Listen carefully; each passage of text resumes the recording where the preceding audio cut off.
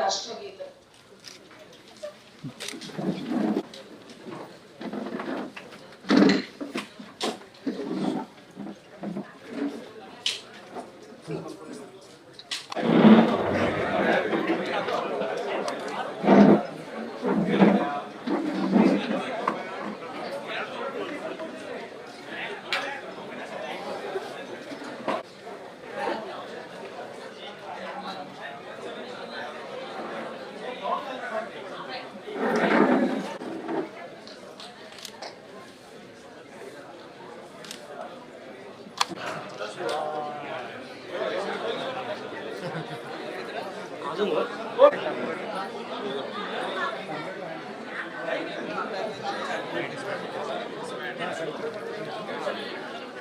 Sir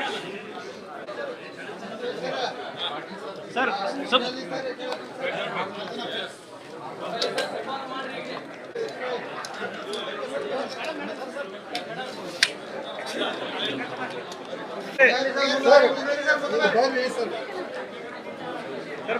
sir sir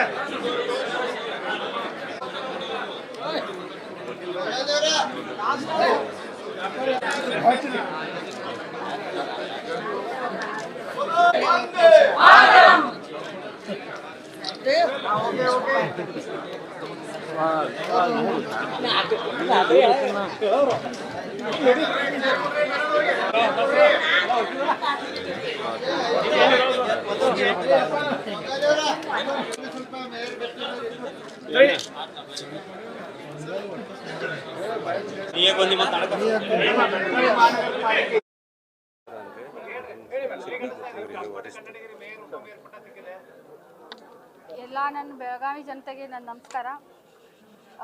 ಇದೇ ಇತಿಹಾಸದಲ್ಲಿ ಮೊದಲನೇ ಬಾರಿಗೆ ನಮ್ಮ ನೇಕಾರ ಸಮುದಾಯಕ್ಕೆ ಮಹಾಪೌರ ಆಯ್ಕೆಯಾಗಿದ್ದೀನಿ. ನಮ್ಗೆ ಭಾಳ ಖುಷಿ ಆಗ್ತಾ ಇದೆ. ಮೊದಲನೇದಾಗಿ ನಮ್ಮ ದಕ್ಷಿಣ ಮತಕ್ಷೇತ್ರದಂಥ ನಮ್ಮ ಶಾಸಕರು ಅಭಯ್ ಪಟೇಲ್ ಸರ್ ಅವರಿಗೆ ನಾನು ಮೊದಲನೇದಾಗಿ ಅವ್ರಿಗೆ ಧನ್ಯವಾದ ಹೇಳೋಕ್ಕೆ ಇಷ್ಟಪಡ್ತೀನಿ. ನೇಕಾರ ಸಮುದಾಯಕ್ಕೆ ಮೇಯರ್ ಸ್ಥಾನ ಕೊಡ್ತೀನಿ ಅಂತ ಹೇಳಿದರು, ಅದೇ ಮಾತಿನಂತೆ ಅವ್ರು ನಡ್ಕೊಂಡಿದ್ದಾರೆ.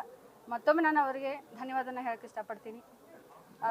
ಹಾಗೆ ನಮ್ಮ BJPಯ ಎಲ್ಲ ಮುಖಂಡರು, ಕೋರ್ ಕಮಿಟಿ ಹಾಗೆ ಪಕ್ಷದ ಎಲ್ಲ ಸದಸ್ಯರು ಕೂಡ ಎಲ್ಲ 58 ನಗರ ಸೇವಕರು ಎಲ್ಲರನ್ನೂ ಕರ್ಕೊಂಡು ಜೊತೆಗೂಡಿ ನಾನು ಬೆಳಗಾವಿ ಅಭಿವೃದ್ಧಿಗೆ ನಾನು ಕೆಲಸ ಮಾಡ್ತೀನಿ ಅಂತ ಈ ಸಂದರ್ಭದಲ್ಲಿ ನಾನು ಹೇಳೋಕ್ಕೆ ಇಷ್ಟಪಡ್ತೀನಿ.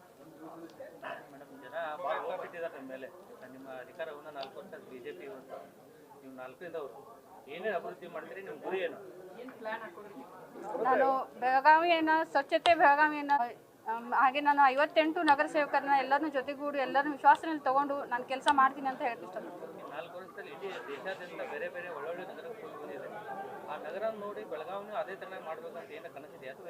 ಹೌದು, ನಾವು ಸ್ಟಡಿ ಟೂರ್ ಅಂತ ಹೋಗಿದ್ದೀವಿ. ಅಲ್ಲಿ ಅಭಿವೃದ್ಧಿಗಳನ್ನೆಲ್ಲ ನೋಡಿ ಸ್ಟಡಿ ಮಾಡಿದ್ದೀವಿ. ಎಲ್ಲ ನಾವು 58 ಕಾರ್ಪೊರೇಟರ್ಸು ಅದನ್ನು ಸ್ಟಡಿ ಮಾಡಿ ಪ್ರಕಾರ ನಾವು ಅದನ್ನೇ ರೂಢಿ ಮಾಡಿಕೊಂಡು ಎಲ್ಲರನ್ನೂ ಜೊತೆಯಲ್ಲಿ ಎಲ್ಲರನ್ನೂ ವಿಶ್ವಾಸದಲ್ಲಿ ತಗೊಂಡು ನಾನು ಕೆಲಸ ಮಾಡ್ತೀನಿ ಅಂತ ಹೇಳಕ್ಕೆ ಇಷ್ಟಪಡ್ತೀನಿ. ನಾನೊಂದು ಬಡ ಕುಟುಂಬದಿಂದ ನೇಕಾರ ಸಮಾಜದಲ್ಲಿ ನೇಕಾರ ಮಗಳಾಗಿ ಬಂದಿದ್ದೀನಿ. ನಾನು ಮೊದಲೇ ನಮ್ಮ ಶಾಸಕರಿಗೆ ಹಾಗೆ ಉತ್ತರ ಶಾಸಕರಾದಂಥ ಬೆಂಕಿ ಸರ್ ಅವ್ರಿಗೂ ಕೂಡ ಅವ್ರಿಗೆಲ್ಲರಿಗೂ ನಾನು ಧನ್ಯವಾದ ಹೇಳಕ್ಕೆ ಇಷ್ಟಪಡ್ತೀನಿ. ನನ್ನ ಬಡ ಕುಟುಂಬದಿಂದ ನೇಕಾರ ಮಗಳಾಗಿ ನಾನು ಕರ್ಕೊಂಡು ಬಂದಿದ್ದಾರೆ. ಅವ್ರೆಲ್ಲರಿಗೂ ನಾನು ಮನಪೂರ್ವಕರಿಗೆ ಧನ್ಯವಾದ. ಭಾಳ ಭಾವಕ ಆಗ್ತಾ ಇದ್ರಿ. ಅದು ನನಗೆ ಮಾತಾಡೋಕ್ಕೆ ಮಾತು ಬರ್ತಿಲ್ಲ ಹೇಳ್ಬೇಕಂದ್ರೆ, ಅಷ್ಟು ಖುಷಿ ಆಗ್ತಾ ಇದೆ. ಯಾಕಂದ್ರೆ ನಮ್ಮ ನೇಕಾರ ಸಮುದಾಯದ ಎಲ್ಲ ನಮ್ಮ ಸಮಾಜದ ಎಲ್ಲ ಗುರು ಹಿರಿಯರು ಅವ್ರ ಆಶೀರ್ವಾದ ಹಾಗೆ ನಮ್ಮ ಪಕ್ಷದ ಎಲ್ಲ ಕಾರ್ಯಕರ್ತರು ಅವ್ರು ಎಲ್ಲರೂ ಸಪೋರ್ಟ್ದಿಂದ ನಾನು ಈ ಸ್ಥಾನಕ್ಕೆ ಬಂದಿದ್ದೀನಿ. ನನಗೆ ಭಾಳ ಹೆಮ್ಮೆ ಅನಿಸ್ತಾ ಇದೆ. ಅವರೆಲ್ಲರೂ ಸಪೋರ್ಟ್ದಿಂದ ಭಾಳ ಖುಷಿ ಆಗ್ತಾ ಇದೆ.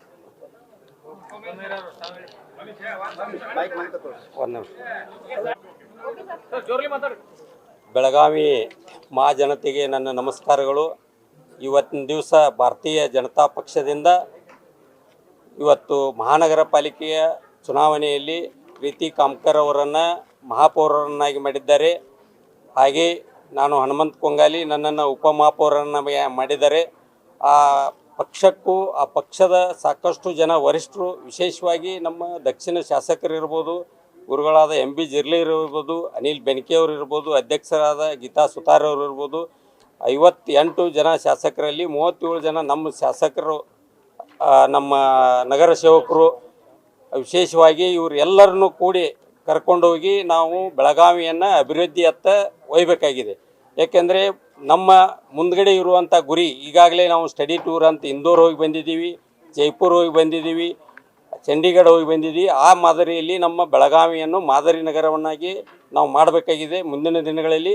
ಆಗಲೇ ಈಗ ಸಿಟೀಸ್ 2ದಲ್ಲಿ 93 ಕೋಟಿಗಳ ಅನುದಾನವನ್ನು ಕೇಂದ್ರ ಸರ್ಕಾರ ಮತ್ತು ಅದರಲ್ಲಿ ಹಂತ ಹಂತವಾಗಿ ರಾಜ್ಯ ಸರ್ಕಾರ ಇರ್ಬೋದು ಮತ್ತು ನಮ್ಮ ಮಹಾನಗರ ಪಾಲಿಕೆ ಇರ್ಬೋದು, ಇವು ಎಲ್ಲದರಲ್ಲಿ ನಾವು ಸ್ವಚ್ಛತೆಗಾಗಿ ಬೆಳಗಾವಿಯನ್ನು ಮೊದಲು ನಾವು ಅಭಿವೃದ್ಧಿಪಡಿಸಬೇಕಾಗಿದೆ. ಅದಲ್ಲದೆ 24x7 ಕುಡಿಯುವ ನೀರಿನ ಯೋಜನೆ ಇರ್ಬೋದು, ಮತ್ತು ಅದಲ್ಲದೆ ನಮ್ಮ ಮಹಾನಗರ ಪಾಲಿಕೆಯಿಂದ ಭಾಳಷ್ಟು ಗಟ್ರ ಇರ್ಬೋದು, ರೋಡ್ ಇರ್ಬೋದು, ವಿಶೇಷವಾಗಿ ವಿವಿಧ ಸಮಾಜದ ಒಂದು ಜಯಂತಿಗಳಿರ್ಬೋದು, ಇವು ಎಲ್ಲವನ್ನು ನಾವು ಪರಿಗಣನೆಗೆ ತೆಗೆದುಕೊಂಡು ಅಭಿವೃದ್ಧಿಯ ದೃಷ್ಟಿಯಿಂದ ಬೆಳಗಾವಿ ಮಹಾನಗರ ಪಾಲಿಕೆಯನ್ನು ಒಂದು ಮಾದರಿಯ ನಗರವನ್ನಾಗಿ ಮಾಡ್ತೀವಿ. ಅದಲ್ಲದೆ ಈಗಾಗಲೇ ಈ ಆಫೀಸ್ ಅಂತೇಳಿ ಮನೆಯಲ್ಲಿ ಕೂತ ತೆರಿಗೆಯನ್ನು ತುಂಬುವ ದೃಷ್ಟಿಯಿಂದ ಕೂಡ ನಾವು ಅಭಿವೃದ್ಧಿಪಡಿಸ್ಬೇಕು ಅನ್ನೋದೈತಿ. ಅದ್ರಾಗ ಇವ್ರದ್ದು ಯಾರ್ದು ನಮ್ಮ ಮಾಧ್ಯಮ ಇರ್ಬೋದು, ನಮ್ಮ ವರಿಷ್ಠರು ಇರ್ಬೋದು, ಎಲ್ಲರ ಸಹಾಯ ಸಹಕಾರವನ್ನು ಪಡೆದ ಮುಂದಿನ ದಿವಸದಲ್ಲಿ ನಾವು ಅಭಿವೃದ್ಧಿಯತ್ತ ಗಮನ ಕೊಡ್ತೀವಿ ಅಂತ ಹೇಳ್ತೀನಿ.